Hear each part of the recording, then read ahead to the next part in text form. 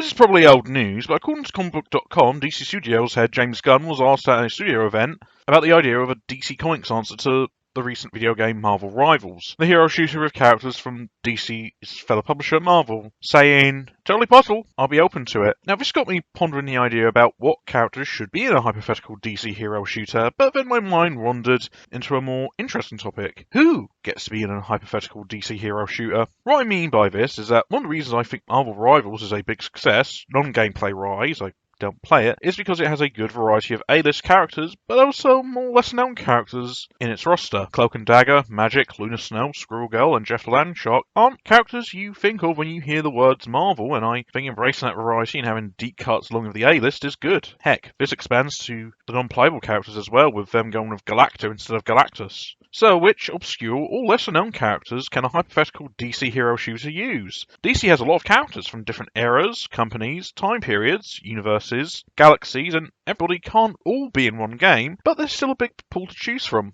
the Golden Age to the Modern Age to the slightly strange to the downright serious, and some from different time periods. It's a big roster to pick and choose from, so it does seem a bit of a daunting task to choose from. Another thing that Marvel Rivals got going for them is diversity. Yeah, Tavel's watching this and are about to flood my comments with, "Why are you putting the new woke industry plant characters over more traditional and normal ones?" Comics have always been diverse, and Marvel Rivals has embraced that aspect as well. Not just the fact that it has characters like Storm, Luna Snow, and Black Panther, but also characters of a diverse background, taking the mantle of traditionally white characters like Iron Fist here, who isn't Danny Rand, but Lin Lee, and the Namer in this game is more inspired by the Mesoamerican version from Black Panther Wakanda Forever. And DC has got a roster of diverse heroes to choose from, both original characters, but also legacy characters as well.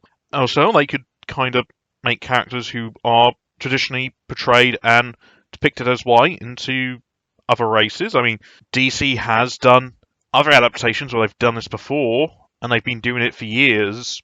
Also, maybe change the gender of certain characters as well. Again, that's another thing DC's done throughout its adaptations, so that'd be kind of cool to see, and, it would make the hypothetical game better representative of the world that we live in. Another thing DC has, a lot of heroes with disabilities, both in a physical sense, but also mentally as well. And also, hey, a slew of characters on the LGBTQ spectrum. Hey, Luna Snow, bringing her up again because, hey, she is not an American superhero like the rest of the people on here. In fact, DC has a lot of heroes from outside of America, and a lot of games have characters from around the world, and, the entire gaming world is more international now. It always has been. So it'd be kind of cool to have a playable character represent a country that isn't America. And DC has a lot of heroes from around the world, not just America, so you've got lots to pick from there. Also, hey, Jeff Landshark. Does DC have a bunch of animal characters?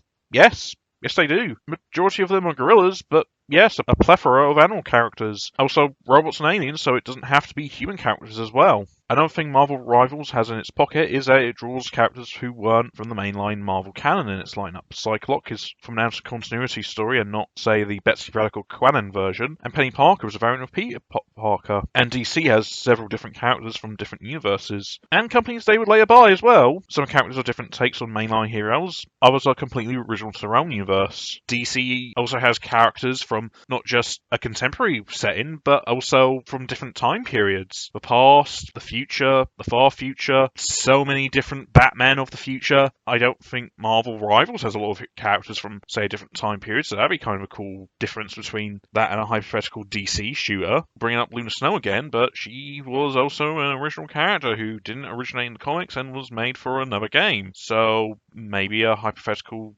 DC hero shooter could use some characters who weren't originally from the comics and were just created for prior adaptations. There's a whole lot of them, and it would all kind of be a good fit. In conclusion, if they ever did make a DC Comics themed hero shooter, there's a lot of characters to choose from, and that they could make some interesting choices with which characters they should put in. Hey, do you like movies? Do you like movie reviews? Then this channel has stuff like that. There's Watch This Space, my film review show, where I view recent films, and I also make short films, like Correspondence, which is very unique. If you'd like to see stuff like this, then please subscribe to stay updated on my work. Also follow my social media channels as well, so please subscribe to my channel.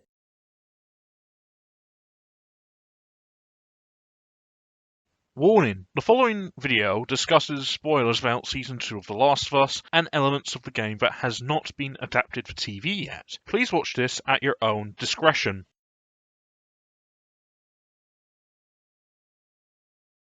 So, The Last of Us Season 2 has come and gone, and the reactions to it have been interesting compared to the game it's adapted from. When The Last of Us 2 came out, it was a divisive game, to say the least, mostly owing to certain story elements. Here the discussion for the TV show seems to be on how the TV show adapted the game, mostly changing some elements to make it work as a TV show. Lots of people have decried these changes, and I understand where they're coming from, but I am okay with how they changed things. Oh yes, there are some moments I wish were in the game, like the scene in the synagogue, and I do think Abby telling Joel her motivations take away from the mystery that was in the game, along with showing who the WLF and Scars are early, but I can see why certain elements were changed. Video game adaptations, especially movies and TV shows, were for a long time seen as not good, often being in poor quality. Sometimes you can get a Mortal Kombat 1995 or something made by Uwe Boll. I feel like the reason why video games are hard to adapt is because of one thing that TV shows and movies don't have: interactivity. Video games are an interactive medium. You control a character and you can make them do what you want to do. You can make choices that affect the story, you can fight enemies, you can choose who you can fall in love with, and you can explore the world. You can't do that in a film or an episode of TV where you're just watching something. When viewing the 2005 adaptation of Doom, Roger Ebert once said, "This movie has been inspired by the famous video game. No, I haven't played it, and I never will, but I know how it feels not to play it, because I've seen the movie. Doom is like some kid came over and is using your computer and won't let you play." Interactivity is something inherent to video games, and without that factor it takes away from the experience and makes it feel derivative in adaptation. What would make a Last of Us TV show different from something like The Walking Dead? If you take out all the scavenging and the gameplay sections, if you're not controlling the characters on screen. Luckily, when it came to adapting the first video game into a TV show, they did some interesting creative decisions to circumvent the lack of interactivity. The Last of Us is a more story-driven game, which can easily fit into the mold of television. The game's chapters and levels have beginning, middles, and endings which you can make into TV episodes, and you can even adapt and change it. The Bill and Frank episode is a complete 180 from the game, turning another level which you have to try and escape the infected into a more personal character piece, putting focus away from Joel and Ellie, and creates a breather after the action of the last episode. In an interview with Tech Radar, Neil Druckmann talked about this process of adaptation with Craig Mazin when it came to episode 3. That's what would have been an important thing in the past when you're adapting video games and looking at superficial aspects and thinking, oh, players want to see that gameplay moment. That's not what they want. They want the core of the heart of this experience. The Last of Us Season 1 adds more scenes and more characters to flesh out the world, taking away the moments where you as a player would explore the world. In the show we have scenes in the past, we have scenes outside of America, and we have new characters, so you can see them follow this mentality when it came to adapting Part 2. We get more scenes with other characters, we see Jackson fending off a horde while Abby works on a golf swing, and we have new characters and get more flashbacks into other characters like Isaac. But do they work? Kinda. Compared to Season 1, Season 2 is adapted half of the game, so you can see moments that clearly are set up for when they deal with Abby's side of the story, especially the scenes with Ellie training in episode 1. Don't think that will come into play later, or what Joe said to Eugene when they did the porch scene earlier than expected. With how they structured the season, it does leave things hanging in some regards. One aspect I did love was how it had to circumvent the lack of gameplay. Last of Us Part 2 is a sprawling game than the first, lots of exploration and traversal, and lots of killing. Lots and lots of killing in the name of revenge, ending with Ellie's killing of Nora,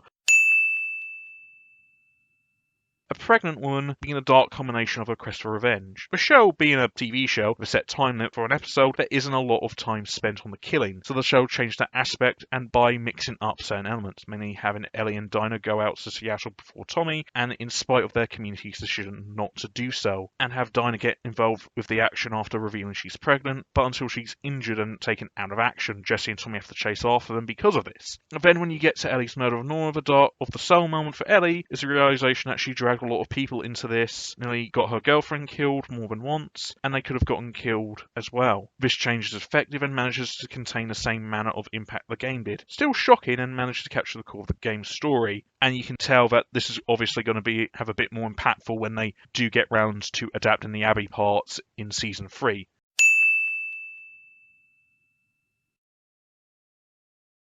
But ultimately the second season does feel incomplete, and there are some moments I do wish we did get to see adapted. It will be interesting to see how they adapt the Abby scenes to TV, what characters will get expanded upon, and how will it play out as a whole.